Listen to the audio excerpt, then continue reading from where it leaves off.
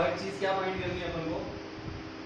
Third चीज find करनी है amount of reactant used.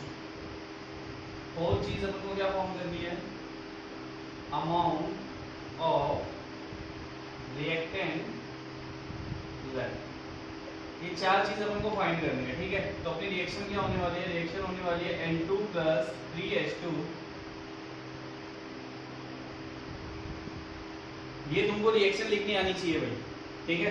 Reaction तुमको पता होनी चाहिए, ठीक है। N2 को H2 के साथ रिएक्ट करेंगे तो क्या फॉर्म होगा? चलो ये तो मैंने क्वेश्चन में ही दे दिया था, बट तुमको कम से कम बैलेंसिंग रिएक्शन पता होनी चाहिए, ठीक।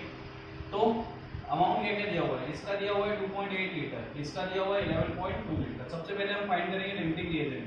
If volumes are given then limiting reagent is equal to given volume upon balancing coefficient. तो बैलेंसिंग कोएफिशिएंट नाइट्रोजन का मान है, तो आंसर कितना है लिमिटिंग रिएजेंट का? 2.8 लीटर। लीटर क्यों? क्योंकि गिवन डाटा किसमें है? लीटर के फॉर्म में। Limiting reagent given volume divide by balancing coefficient. इसको सॉल्व करोगे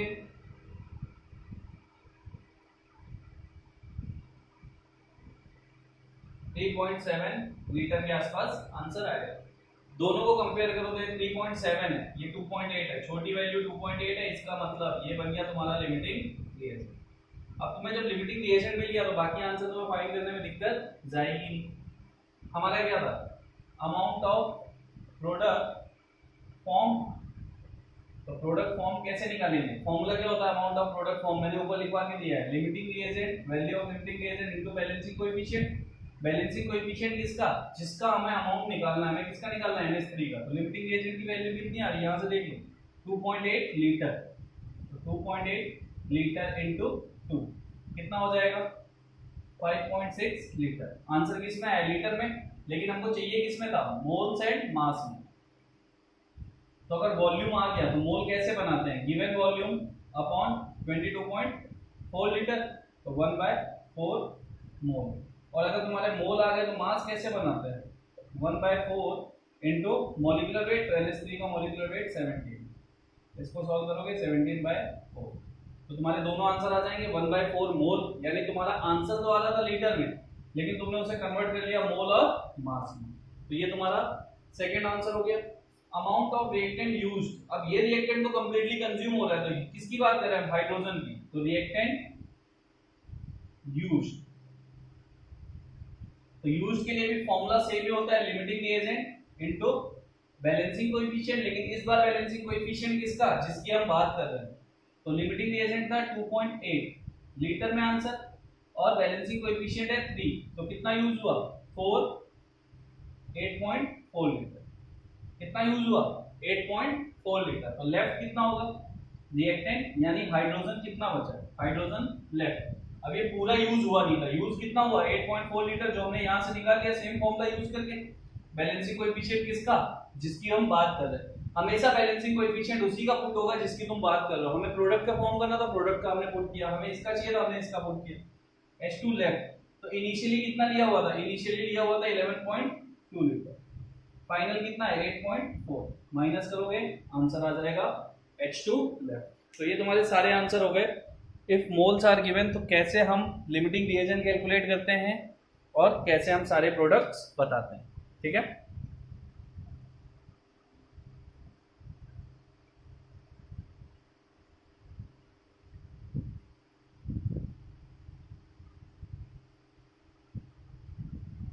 नोट डाउन कीजिए इसको।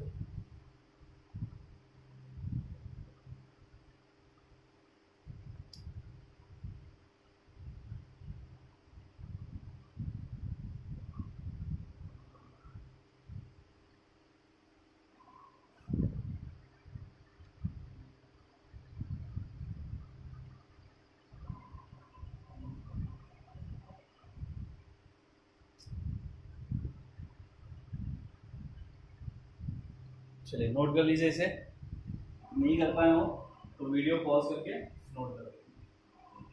तो देखो दो क्वेश्चन मैंने करा दिए। पहले केस में मैंने दोनों मोल्स के फॉर्म में लिए थे, दूसरे केस में दोनों वॉल्यूम के फॉर्म में लिए थे। तीसरा केस लेता हूं जिसमें दोनों मास के फॉर्म में लूंगा,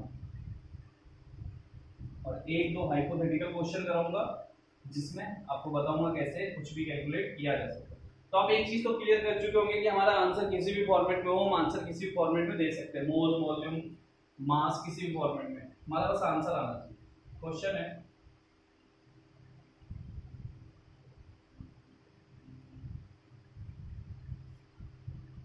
112 ग्राम CO reacts with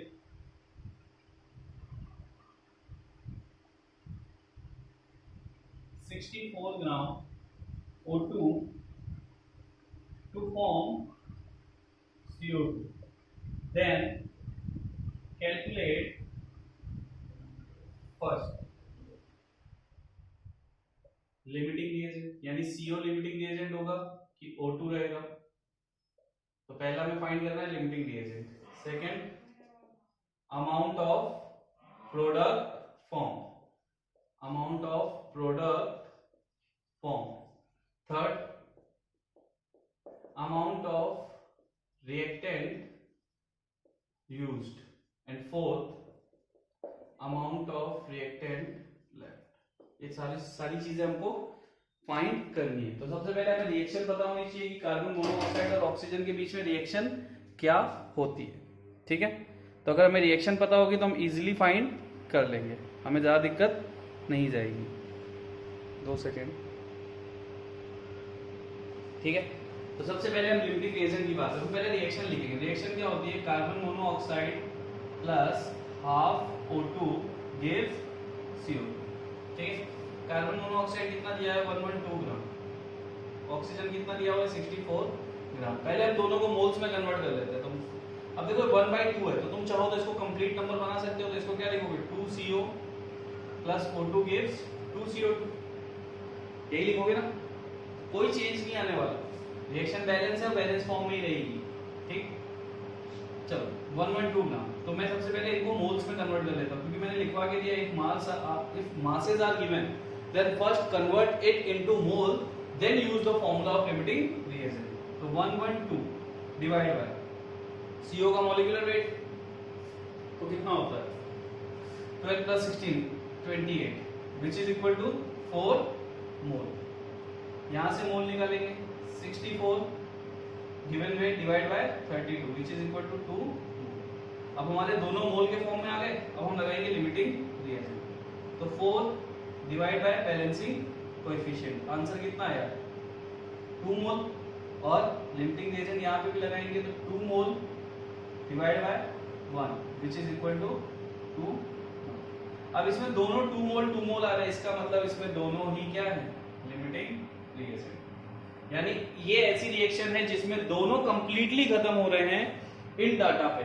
इस डाटा पे दोनों कंप्लीटली रिएक्ट कर रहे हैं, दोनों का कोई भी पार्ट नहीं बच रहा। तो हमें यहाँ पे सीधा सा क्या कैलकुलेट करना होगा? Limiting reagent. तो हमारा आंसर होगा बोथ आर लिमिटिंग रिएजेंट, क्योंकि यहाँ पे भी 2 मोल आंसर आ रहा फाइनली और यहाँ पे भी 2 मोल आंसर आ रहा है, क्योंकि इसके बैलेंसिंग कोएफिशिएंट कितने थे? 2, तो उसकी वजह से 2 मोल हो गया।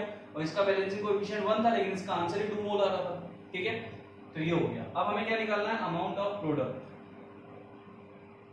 अब यहाँ पे उसने कुछ तो बोला नहीं, किसमें फाइंड करके देना है? Amount of product form is equal to limiting reagent into balancing coefficient. Limiting reagent की वैल्यू कितनी है? दोनों में से कोई भी उठा के रख दो, 2 मोल ही आ रही है ना, 2 मोल इनटू बैलेंसिंग कोएफिशिएंट कितना है? 2। तो फॉर्मेशन कितना हो रहा है? 4 मोल CO2 फॉर्म हो रहा है। बस इतनी सी चीज इसमें हम फाइंड कर सकते हैं। यानी इसमें दो ही चीज हमें मिलेगी, limiting reagent, amount of product form. Amount of reactant used अगर हमें निकालना होता तो हम फॉर्मूला क्या करते हैं? लेकिन दोनों ही बैलेंसिंग, दोनों ही आपके लिमिटिंग रिएजेंट है, तो ये वाला और ये वाला दोनों यूज नहीं हो सकते इस क्वेश्चन में, क्योंकि इसमें गिवन दोनों रिएक्टेंट्स आपके लिमिटिंग रिएजेंट बन गए। तो जब दोनों ही लिमिटिंग रिएजेंट बन गए, लिमिटिंग रिएजेंट का मतलब होता है जो कंप्लीटली खत्म हो रहा हो। जब दोनों ही कंप्लीटली खत्म हो रहे हो तो बचा क्या? कुछ नहीं बचा। तो फिर हम क्या निकालेंगे? कुछ भी नहीं, ठीक है। नोट डाउन कीजिए इस क्वेश्चन को। तो ऐसा नहीं लिमिटिंग रिएजेंट एक ही होगा, मैंने क्या बोला था? कुछ रिएक्शन में दोनों खत्म होते हैं, कुछ में एक खत्म होता है, कुछ में दोनों ही खत्म नहीं होते। तो दोनों खत्म नहीं हो रहे होंगे, वो क्वेश्चन कभी लिमिटिंग रिएजेंट का बन ही नहीं सकता। लिमिटिंग रिएजेंट का क्वेश्चन होगा तो एक को तो कंप्लीटली खत्म होना पड़ेगा, बट यहाँ पे दोनों खत्म होते हैं, ठीक है। तो इस चीज को ध्यान में रखना, नोट डाउन करो जल्दी से। 1-2 क्वेश्चन और करते हैं डिफरेंट पैटर्न्स पे।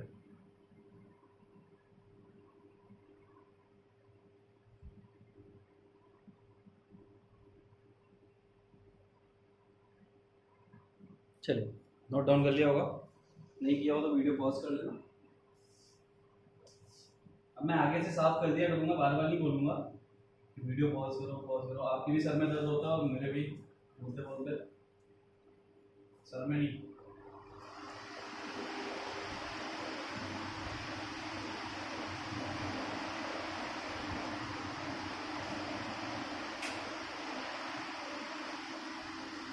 नेक्स्ट क्वेश्चन में हाइपोथेटिकल है। Suppose 2x plus 3y gives out 4z plus 5c plus 7। Suppose कोई एक ऐसी रिएक्शन है जिसमें 2 रिएक्टेंट है और 3 प्रोडक्ट है। मैं बोलता हूँ x है, मैंने लिया है रिएक्शन में x 5 मोल और इसको लिया है 11.2 लीटर। अब क्या, अब देखो यहाँ पे एक डाटा मोल के फॉर्म में, दूसरा डाटा लीटर के फॉर्म में। भाई ये तो बड़ी अजीब सी बात हो गई, अभी तक जितने क्वेश्चन किए उसमें सेम था। तो इस केस में कुछ नहीं करना, या तो इसको लीटर में कन्वर्ट कर दो या फिर इसको मोल में कन्वर्ट कर दो। तो हमारे लिए ज्यादा सुटेबल है इसको मोल में कन्वर्ट कर दो।